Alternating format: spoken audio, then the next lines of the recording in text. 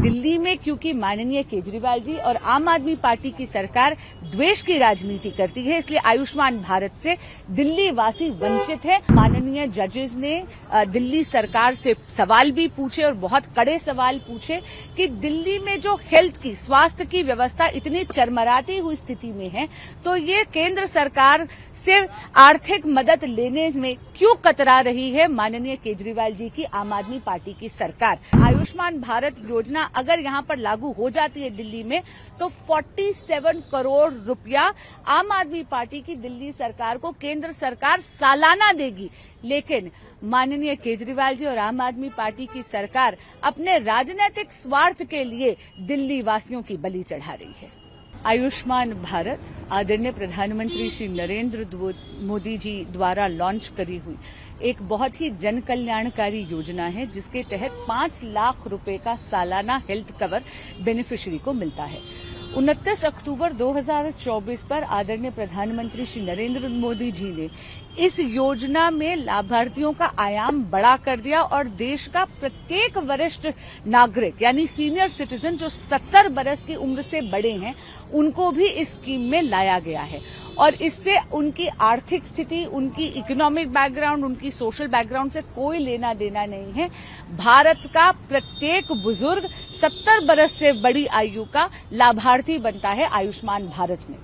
देश में 36 में से 33 स्टेट्स और यूनियन टेरिटरीज में ये स्कीम लागू है, लेकिन दुर्भाग्यपूर्ण बात यह है कि दिल्ली में क्योंकि माननीय केजरीवाल जी और आम आदमी पार्टी की सरकार द्वेष की राजनीति करती है, इसलिए आयुष्मान भारत से दिल्ली वासी वंचित है। वो योजना यहां पर आपकी सरकार लागू नहीं होने देती।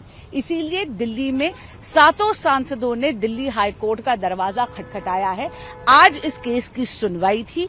यहां पर दोनों माननीय जजेस ने दिल्ली सरकार से सवाल भी पूछे और बहुत कड़े सवाल पूछे कि दिल्ली में जो हेल्थ की, स्वास्थ्य की व्यवस्था इतनी चरमराती हुई स्थिति में है, तो ये केंद्र सरकार से आर्थिक मदद लेने में क्यों कतरा रही है माननीय केजरीवाल जी की आम आदमी पार्टी की सरकार। सुनवाई अब कल होगी। सर, कोर्ट ने ये भी कहा कि दिल्ली के जो हेल्थ सेक्रेटरी और हेल्थ मिनिस्टर हैं वो आपस में बात नहीं करते हैं। अस्पतालों की हालत जो है बहुत खस्ता है, बेड नहीं है, इंफ्रास्ट्रक्चर नहीं है, मशीनें काम नहीं कर रही। सर जी बिल्कुल, कोर्ट ने ये भी ऑब्जर्व करा कि इतनी ज्यादा बुरी हालत है कि ना तो मंत्री यहाँ पे जो स्वास्थ्य मंत्री हैं वो किसी बात का संज्ञान नहीं ले रहे हैं। उन्होंने ये भी उदाहरण दिया कि अगर किसी व्यक्ति का स्कल फ्रैक्चर हो जाए तो यहाँ पर सीटी स्कैन करने की मशीनें भी नहीं हैं। और उन्होंने बताया कि बहुत ही चरमराती हुई हेल्थ व्यवस्था है और बहुत ही दयनीय स्थिति है। ऐसे में जजेस ने बार बार ये सवाल पूछा कि दिल्ली सरकार केंद्र की ये लाभार्थी योजना, आयुष्मान भारत योजना को यहाँ पर लागू करने पे क्यों कतरा रही है और केंद्र से आर्थिक मदद लेने में क्यों कतरा रही है।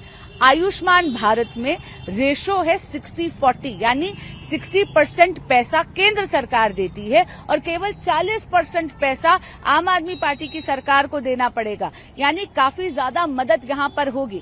अगर आप माननीय हेल्थ मिनिस्टर मनसुख मंडाविया जी की स्टेटमेंट भी देखें तो वो कह रहे हैं कि आयुष्मान भारत योजना अगर यहां पर लागू हो जाती है दिल्ली में, तो 47 करोड़ रुपया आम आदमी पार्टी की दिल्ली सरकार को केंद्र सरकार सालाना देगी। लेकिन माननीय केजरीवाल जी और आम आदमी पार्टी की सरकार अपने राजनीतिक स्वार्थ के लिए दिल्ली वासियों की बलि चढ़ा रही है।